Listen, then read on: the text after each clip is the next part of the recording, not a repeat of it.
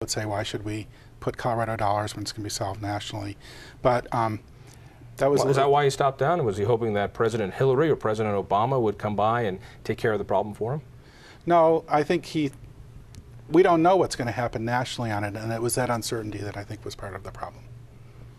So your biggest regret is that he didn't bring forward a large tax increase for health care. What's your biggest regret? I think a lot of people are disappointed that the governor didn't put more of his political weight behind more money for transportation in the current legislative session.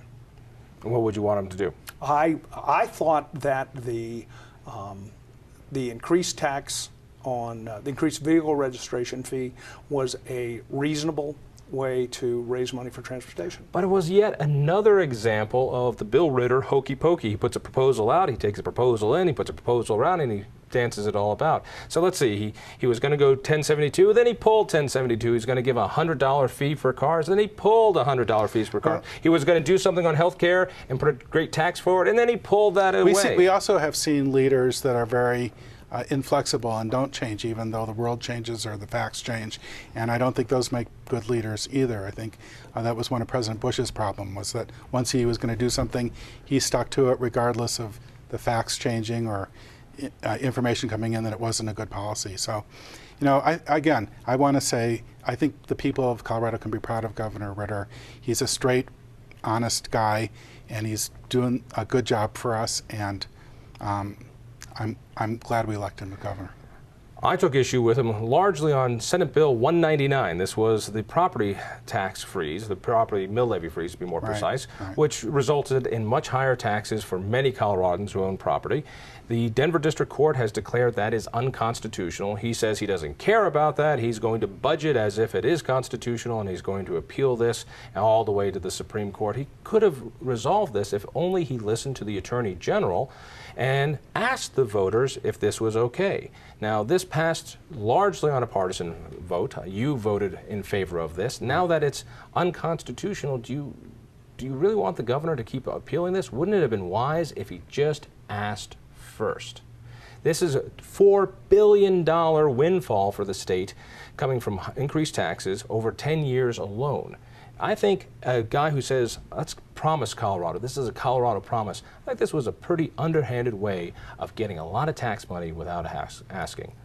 What's your advice to him? Well, you need to understand that the purpose of this is educating kids in Colorado. So therefore, an unconstitutional tax increase is okay? Well, you know, we always knew it was going to go to the Colorado Supreme Court, and they'll tell us whether it was constitutional or not. We passed it in the legislature. It wasn't just the governor who did this. The governor stood on the west steps of the Capitol, surrounded by kids, for a proposal that you well know doesn't guarantee a penny for kids. Well, it stops property taxes from ratcheting down, so it stabilizes property taxes so that we can keep funding education for kids. We asked smart lawyers. It does not. We asked smart lawyers. All right, let me ask you directly. Does it guarantee a penny? Does it guarantee a penny that will go to kids or to kids' education? God is watching. Yes, it does. Money goes to property taxes, which goes to education in Colorado. It goes to the general fund for you to use any way you wish after Senate Bill 199. No, it prevents property taxes from ratcheting down. This is a local share of education funding, which is backfilled by the state. The legislature received $118 million more to spend in this last year, thanks to Senate Bill 199. You were able to spend some of that on pre-K education. That's terrific, but you only spent a fraction of it. The rest goes into the general fund, and there's no guarantee. Will you admit there was no guarantee that this children's amendment goes to children? Guarantee. Read.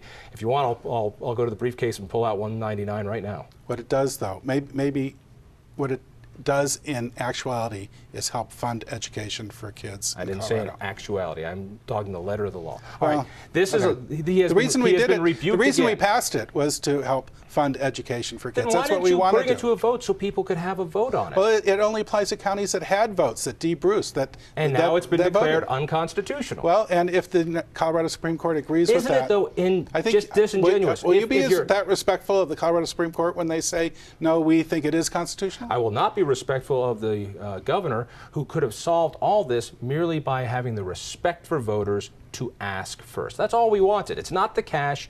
It's the Constitution. All right, hide behind your bloggers again to say, oh, I like the governor. So tell me the people love not being asked about this tax increase. I think people do not love being asked about the tax increase, but you know, I think everybody is trying to come up with solutions for the problems of state funding, and we'll let the Supreme Court decide. No, let's let the Court of Public Opinion also weigh here. The Court of Public Opinion. Do people like I mean, this? Do people want to be asked before taxes go up? I think people do want to be asked before taxes go up, according to the response that we've had online. All right, got to go. Only a couple minutes left. Let's wrap this up. Give me a rating for this guy. What is your advice for Bill? Since, again, you always come on this show. The governor before him came on. Governor Lamb always comes on. You come on. Since he won't come on, partly because we're in a lawsuit, but tell me, what advice do you have for him? Other than to choose well if there's an opening at Secretary of State.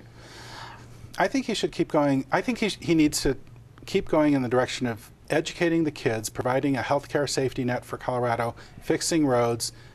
I think he's on the right track with this new energy economy. So I would keep going, priming the pump. Keep going the direction. As you call it, corporate welfare is what happens when it goes to other companies.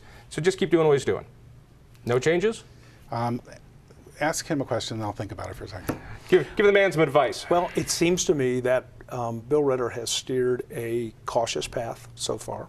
He campaigned as a pragmatic problem solver, and that's how it seems to me that he is governing. I think from the reaction that we get from people, the reaction that I get when I'm out talking to people of all political stripes, is that people like this governor.